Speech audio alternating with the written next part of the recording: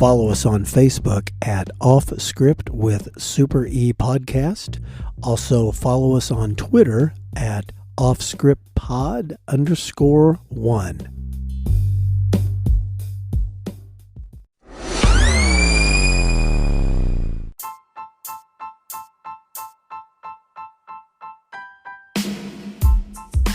Off Script with Super E recommends listener discretion, as these real but sometimes uncensored stories can be filled with mature content.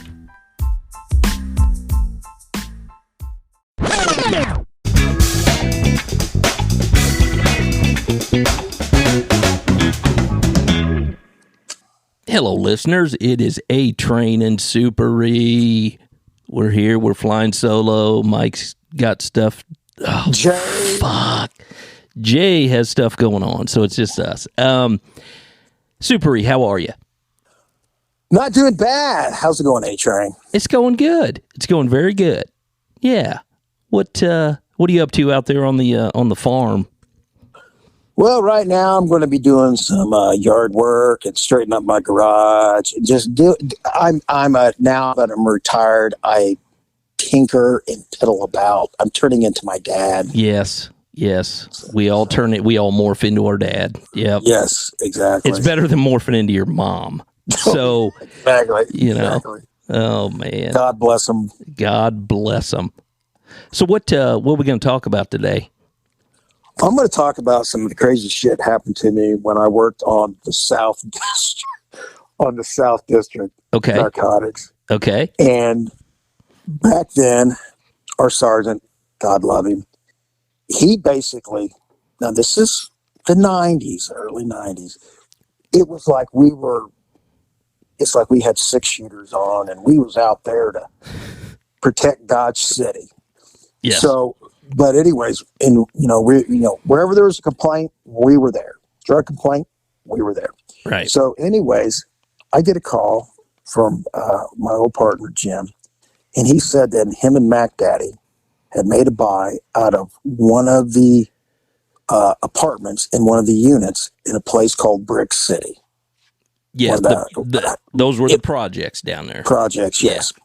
We had Zunieville, and then we had Brick City. Yes. And so they said, hey, can you guys do this? We are on to we have to do something else. I said, we weren't there to see you guys do it. Where is this at? Because it gets confusing inside Brick City at night. Uh-huh. Because with all them units, they all contain 4 apartments. Mm-hmm. And he goes, it's easy. It's the one you go in, you do a left, and it's the farthest east one. It's on the very end. Okay. And it's this address. I'm like, okay, because these addresses are hard to see at night. Yeah. I said, are you sure it's the one at the very end? Yes. So I load up the van with, we had a bunch of uniform guys assist us and had Roxy with us and somebody else.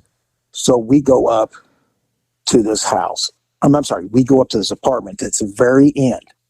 And everybody knew the police were coming in. They saw the police cars, it's like word of mouth. And then everybody opens the doors coming out. Right.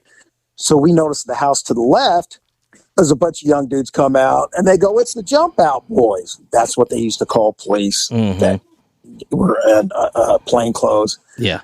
And they go, what are you doing, jump out boys? And we knocked. You got to knock on the door when you do a search warrant. And as soon as the person of this apartment opened the door, it was an old woman and there was a bunch of kids in there. And I'm like, okay, they gave us the wrong unit. Ooh. And I immediately knew, okay, this is the wrong one. And I looked at it, address, and let's say it said 116. I looked at the paper, 118. And then I look over, all of a sudden, these guys who were laughing at us were the actual dope boys that we were supposed to be kicking in the door. They're laughing. They go, oh, you jump out, boys. Hit the wrong address. You're at the wrong address. Ooh. And then I looked at it. I said, I know. We need to be at your address. And we all start running at them. And they're like, fuck. they all tried to run in the house and lock the door. And I said, oh, I was able to grab it and open it up, and boom, we go inside and we get everybody secured, blah, blah, blah. And I tell Roxy, I go go back and talk to those people back there at the other one. Tell them, you know, hey, we're sorry for knocking on the door. And if we scared anybody, we're very apologetic. Uh-huh. And she's like, I'm on it. She was good at that. And I'm thinking, oh my God, this is going south from the get-go. I said, I hope we find dope in here. So we go in there, and we're, you know, some of these houses, especially with young guys living there, they didn't have the maid come in on a regular basis to clean it. Right. It was a dump inside, you know. And they got all these pit bulls in there that you got to fuck with and secure them too. And there's always dope dealers' houses. They always have the one room that was specially for the dogs to shit in. Yes. And you're like, oh my God. Uh-huh. So we can't find the dope. I'm getting frustrated. Roxy comes in and goes, okay, I talked to the people next door, and they no problem. They appreciate what we're doing, and, you know, everything's cool. And she goes, you find any dope? I said, we haven't found the damn dope yet. And so then I said, we got to get some dope and, you know, find that dope because I won't look like an idiot. Yeah. And then, so, we're doing that. And then Roxy comes in and goes, we got another problem. I go, what's that? And she goes, some guy accidentally ran into the back of our raid van. Now, our raid van was like a 1973 Chevy POS van, which the POS was the piece of shit. Yes. And it was just fucking junk. And she goes, some guy hit the van. And I said, let me guess. He doesn't have a license, nor does he have insurance. She goes, no, he doesn't. And right when I said that, one of the guys helping us search goes, hey, I found it over here. I said, oh my God, thank God. I go, okay, we got that. And I told everybody, secure the dope, take pictures, you know, write who found it and all that, you know, the scribing. I said, oh my God, let's go out and handle this problem. Because, you know, you don't want to deal with, now you got to call a supervisor. You got to do an accident report. You know, Right. You got to call a wagon for this guy. Right. I said, we got too much going on here because we're in the projects at nighttime. It's summertime and everybody's out. So there's a safety concern because somebody who doesn't like the police could easily take a shot at us in there. Sure. Yep. And so I walk outside and I see this guy standing there and he's looking at his feet. He's just looking embarrassed as hell. And I look over, I go, what's wrong with the van? Well, he hit the back bumper and it's one side's hanging down. And I go, that's it? And Roxy goes, yeah. I go, okay, I can handle that very quickly by fixing it with the, what do you call it? The bungee cord. Okay. The old bungee cord fix. Yes. Yeah. I said, take this bungee cord, wrap it around the bumper and hook it to this. And I said, okay, and I looked at the guy. I walk up to the guy, said, do you have a license? No. Do you have registration? No. Do you have insurance? No. And I was thinking to myself, I don't have time to deal with this son of a bitch right now. This raid van we got is a piece of shit. Mm-hmm. This vehicle, he was in a van. It was a bigger piece of shit. Yeah. So what I did was I looked at the guy and I said, listen, I'm going to turn my back. And when I turn around and I slowly turned my back, I said, as I turned my back and I couldn't see him, I said, and I don't expect to see you when I completely turn around. And I completely turn around and he's standing right there. He didn't pick up on what you were trying to say. Yeah, I said, okay, I don't think you heard me right. I'm going to turn my back.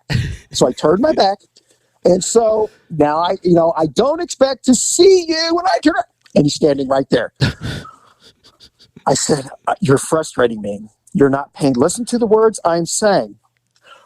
I'm going to turn my back. And as I turned away from him, I'm hoping that you get in your vehicle and drive away. So when I turn all the way around, as I start turning around, I heard, and I saw that.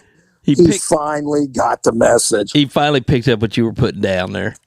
Yeah. Uh-huh. Exactly. Because from there, I had to deal with some loudmouth was talking shit to the uniform cops. Yeah. And this is on the south side of town there. And those guys don't like to put up with any shit because then somebody's going to be going to jail if these guys are I had to run over there from this little fire I had to put out. I ran over there and I said, hey, everybody else, everybody calm down, blah, blah, blah. Because I wanted to get our dope and go. Right. And, get our prisoners out of there. So I calmed down that situation to where everybody was friends and laughing. And so that was solved. And I was able to get out of there because, again, this was discretion that we talked about earlier. Yeah. I mean, for safety reasons and all this, had to get out of there as quickly as possible and not be standing around. Exactly. You made a judgment call. There was some safety concerns. You're in the middle of the projects. You didn't want stuff to go down that didn't need to. So yes, because this guy he was just going right down the road in the projects and park his car and go into his house. Right. Go home because I believe he had been at work all day. Yes. And the POS raid van, a bungee cord on the bumper only gives it more street cred. So actually, it improved. Yeah. It improved the look of it. Very good. Now, here's the deal. Why didn't those dope guys just keep their mouths shut? Instead of laughing at you, they should have just walked away. They couldn't help themselves. They just thought it was so hilarious. They couldn't help. And you seen the look on their face when I said, "Oh yeah, I'm in." Oh, it's your guys' place. But that's funny. Okay, so Super E trying to keep the peace and use some discretion and make sure nobody gets hurt. He made the calls there in the projects. So 10-4. All right. Well, we appreciate the tale, Super E, and I'm gonna take us out. Yeah, just like that.